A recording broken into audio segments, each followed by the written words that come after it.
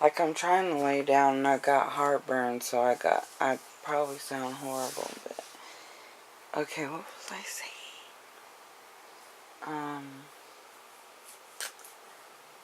Oh yeah, about the I'm the biggest sports hater, and why I was or where I am, because I don't want to get like into the story about my ex or nothing, but my ex, he used to always play golf, and he put golf over us, over my family and our family. And I say my because it seemed like it was just my family, but it was supposed to be our family. But it was like golf always came ahead, and sports and basketball, whatever, football, and I just felt like it was more important than me, and that he, like if he had to choose, between it, he would choose sports, and I don't think he loved me as much as he loved sports. And then I started thinking that, it's a long story, but there's just like a homosexual tip on that too, but I'm not going to get into that right now, but I just kind of felt like sports like takes men away from families, and I kind of blamed it for us not being together. And I took it out on the Yankees because you didn't give me a ticket. And I really didn't want to go, and I didn't, but I just wanted you to like offer it to me. Maybe just so I could turn it down. I don't know. But I can't sit that long in these seats. And they're too uncomfortable, and it's too long. These games last like 3-4 hours.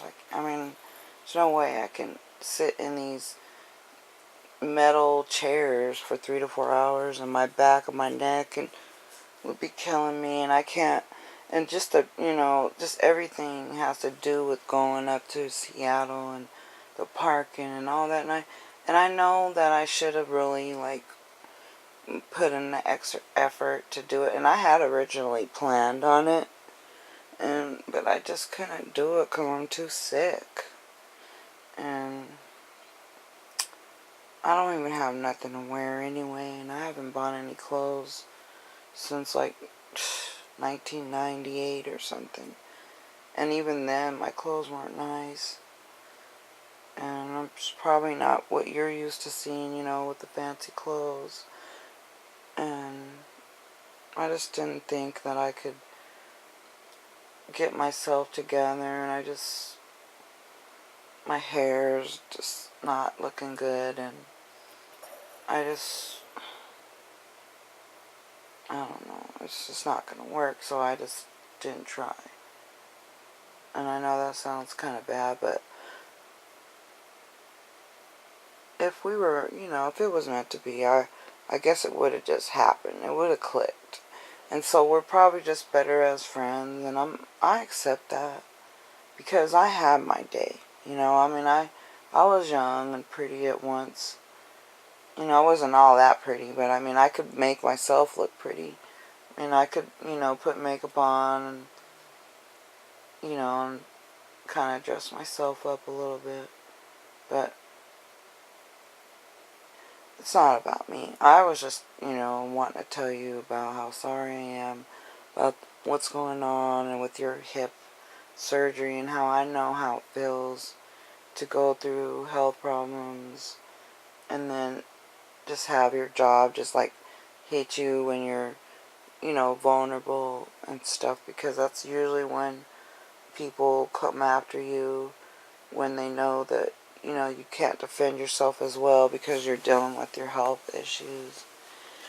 And I don't know if I'm ever going to post this because I'm kind of really shy, and I don't want you to think like I'm sweating you and everything, but I just wanted to talk to you, and just because I've been thinking about you all day, I don't have a man really to talk to that much, and I just figured I'd call you up or whatever you call this, send you a video, drop you a line, mail you a letter, just ranting, nothing in particular. I mean, I do talk a lot. I mean, I can go on and on about a lot of subjects, but I just don't want to bore you because it's already part 2. And I probably went on already too long. But I just wanted to tell you that these people aren't really out for you. They don't care about you. Your boss don't care. He's just trying to get out of you whatever championships he can get and work you in the ground until, whatever's left. And most of these players, they don't get a lot of money. And when they retire or they get injured, they end up bankrupt and stuff. And some of them, are living really depressing lives.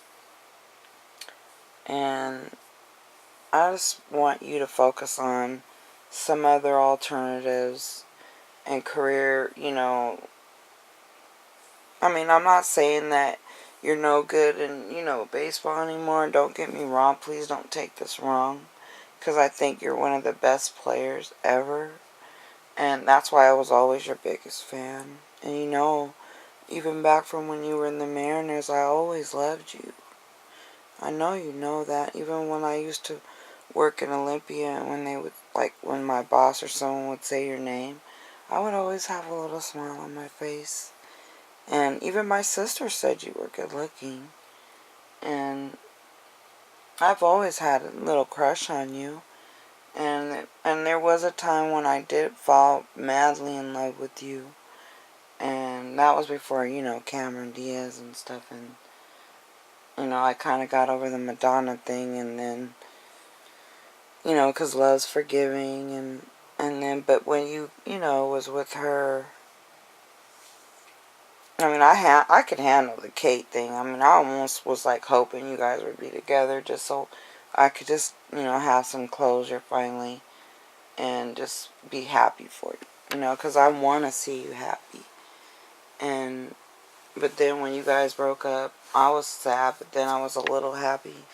And then, when you came behind me or whatever, that fake page, whoever was playing games, and then I blocked you because I wasn't ready, because I was kind of like watching you and I didn't want you to see me because I'm kind of shy.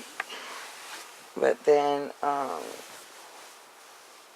anyways, when you was with her and I was mad with the popcorn thing, really pissed me off because I hated seeing you there. And then, you know how much I like NFL guys and stuff and football players, and if I had to choose, what kind of pro player I'd pick, of course, NFL.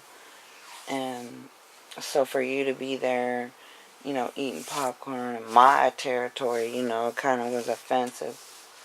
But I got over that, and then I don't know who you were with after that, but then you ended it with that wrestler chick who you're with now, or I don't even know, because I don't keep up on your personal life anymore as much as I used to, because kind of after the Cameron Diaz thing, about in maybe 2010, I just kind of started falling out of love with you.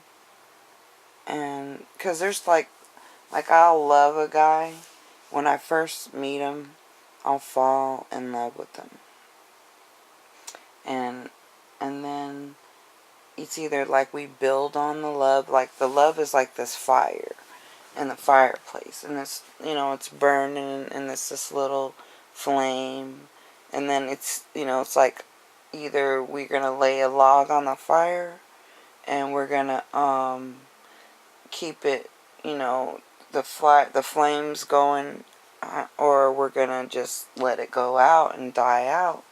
And that's kind of how love is. Like, you have to, work at it and stuff. And I didn't really see that on your part. And I understand, you're busy. But I was pretty busy myself. I mean, I've been starting like major companies and working on my film career and my photography career. I've been doing stuff for my PhD, so I'm pretty busy too. But, if you really love someone, you always make time for them. Even if it's just a simple, hey, how are you doing? How's things going? Just to care about them, because that's what love is. It's about caring. And, I'm sure you feel this way about other people, but you obviously didn't feel it, for me, which I'm okay with now. Because maybe I'm just better off seeing how the way you treated all the women you were with, and, wasn't a real bonus in being with you. And I'm not even about just the money and stuff, because it's more about love to me. And so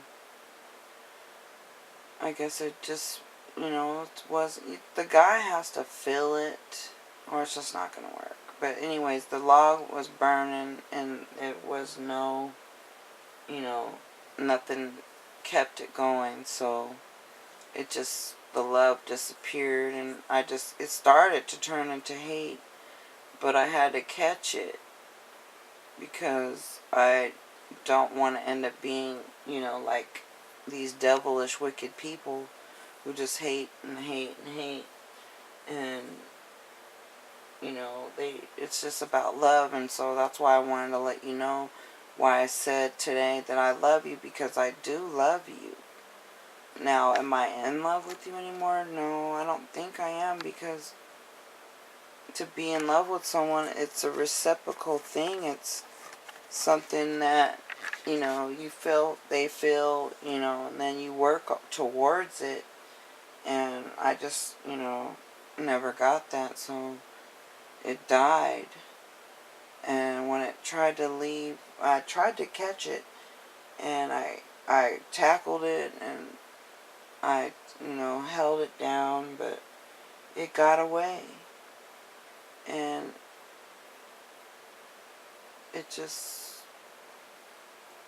it ran. It was too fast for me and too strong. And you never helped. You were supposed to come and help and grab it, but you let it go. You weren't nowhere around. You were at the pool parties with the Playboy models and the witches and the warlocks and the secret society whores, I guess. Catching STDs, wearing your hip down, ruining your career, messing up our fortune that we were supposed to have for our family and our relationship, if we were supposed to be together. But it just never could happen, because I guess you owed too many prostitutes.